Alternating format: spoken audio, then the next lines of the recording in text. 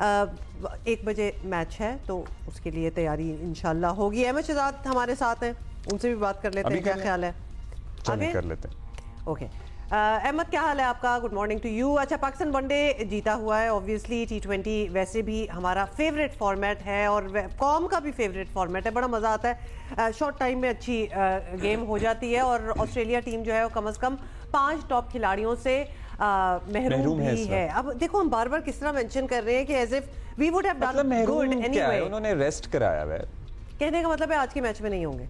अच्छा बताइए कि क्या ऑस्ट्रेलिया को ऑस्ट्रेलिया में एक और सीरीज हराने का इससे बेहतर मौका कभी मिलेगा हमें, या फिर यू थिंक इट मुझे लगे हमें भी सुना अब हम ओवरवेल्म हो रहे हैं सारी सूरत हाल हो रहे हैं ऑफ कोर्स। जी अहमद जी, मुझे नहीं ख्याल है कि ऑस्ट्रेलिया के अंदर ऐसा मौका पाकिस्तान को कभी मिला होगा।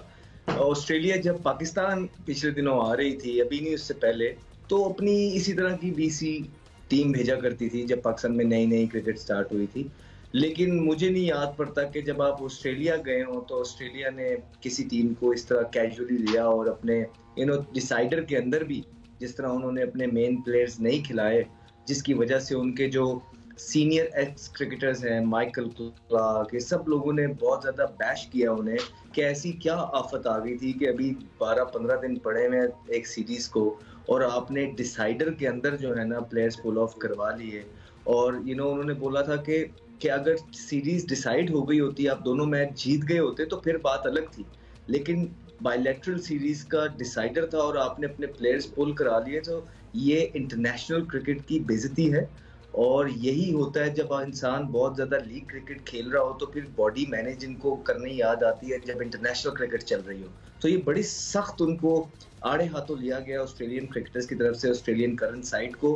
और पाकिस्तान के पास ये एक और बहुत खूबसूरत अपॉर्चुनिटी है कि एक अच्छे रिदम में सब लग रहे हैं और जो ऑस्ट्रेलियन टीम लग रही है, देखिए सबसे बड़ी बात यह है कि उनके जो नई खेप भी आई है ना, उनमें वो दमखम अभी नजर नहीं आ रहा है। हमने ऑस्ट्रेलिया के यंगस्टर्स भी इस तरह के नहीं देखे हैं जिस तरह के इस ऑस्ट्रेलियन टाइम में इस टीम में जो है ना यंगस्टर्स हैं, जो बहुत हैरानकुन है।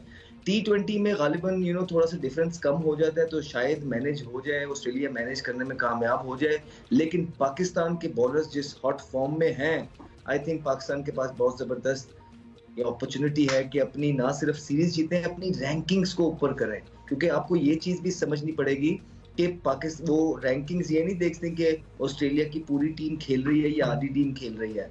ऑस्ट्रेलिया पहले 2-3 नंबरों में आती है और जब आप ऐसी टीम को हराते हैं और सीरीज हराते हैं तो आपकी ड्रामेटिकली जंप लगती है रैंकिंग्स के अंदर, और पाकिस्तान के पास ये अपनी रैंकिंग्स बेहतर करने का भी बहुत जबरदस्त। तो वेरी राइट अहमद, और डेफिनेटली पाकिस्तान टीम जो है वो बड़े, जैसे कि आपने वर्ड्स यूज किए, हॉट फॉर्म में है। रैंकिंग के बारे में हम आगे चलकर तफसील से भी बात करेंगे, लेकिन अभी ये भी बता दीजिए अहमद भाई कि T20 में पाकिस्तान की कामयाब तरीन ओपनिंग जोड़ी रही है रिजवान और बाबर की। अब स्क्वाड में जाहिर है और भी लोग शामिल हो गए हैं, टॉप ऑर्डर बैटर हैं उस्मान खान। आपकी नज़र में ओपनिंग कॉम्बिनेशन रिजवान और बाबर का ही होना चाहिए या हमें कुछ और आजमाना चाहिए? देखिए अभी तक जो बज़ाहिर है वो यही है कि बाबर आजम और रिजवान ओपन करेंगे। पास्ट में इन दोनों की ओपनिंग जोड़ी को लेके खासा क्रिटिसिज्म पाकिस्तान को मिला है, क्योंकि जिस तरह की खासा क्रिटिसिज्म इन लोगों को मिला है, जिस तरह की क्रिकेट ये खेलते हैं, पहले 6 ओवर्स के अंदर दुनिया से काफ़ी पीछे रहते हुए नजर आए हैं। लेकिन क्योंकि रिजवान नए कप्तान हैं और शायद वो बाबर आजम के साथ और अपने आप के साथ ही जाना चाहते हैं, सो फेयर इनफ उनको ये अपॉर्चुनिटी मिल जानी चाहिए। लेकिन होपफुली जो गलतियां पहले दोहराए, देखने वाली बात ये होगी कि जिस तरह ये पहले खेलते हुए आए हैं, क्या ये अगले मैचेस में या इस T20 सीरीज में भी उसी तरह खेलेंगे या कुछ चीजें चेंज नजर आएंगी। अगर तो चेंज है, अग्रेसिव अप्रोच है, इंटेंट है, तो फिर तो ठीक है, फिर तो आप देख सकते हैं कि अगर परफॉर्मेंस बाबर कर जाए वो कर जाए तो देख सकते हैं। लेकिन अगर उसी अप्रोच के साथ खेलना है तो फिर इसके जिम्मेदार थोरली कप्तान होंगे।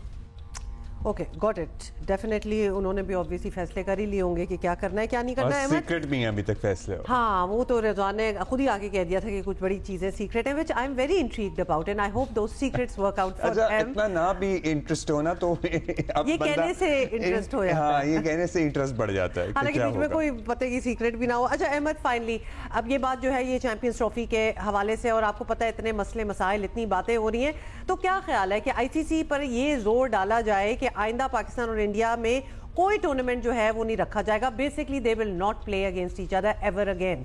आपके ख्याल में फिलहाल यही हल हो सकता है? और ये हल तो नहीं है, लेकिन मतलब ये सेटिंग द रेकॉर्ड स्ट्रेट है कि बस अभी नहीं हो रहा तो आइंदा नहीं होना। नहीं, ये हल नहीं है। देखिए, ये आईसीसी मदरबोर्ड है, वो उसने सारे ये जो केओस मचा हुआ है ना, ये उसने सॉर्ट करना है। और उन्होंने क्या सॉर्ट करना है, उनको तो अभी तक भारत ने कुछ लिख के भी नहीं दिया, वर्बली कम्युनिकेट किया, और उन्होंने पाकिस्तान को ये लिख के भिजवा दिया कि भारत इंटरेस्टेड नहीं है आने में। तो फिर पाकिस्तान ने उनको बोला कि भाई अपने रीजंस तो बताइए। तो ये मदर बॉडी का काम है कि उन्होंने ये सारे इश्यू सॉर्ट करने हैं।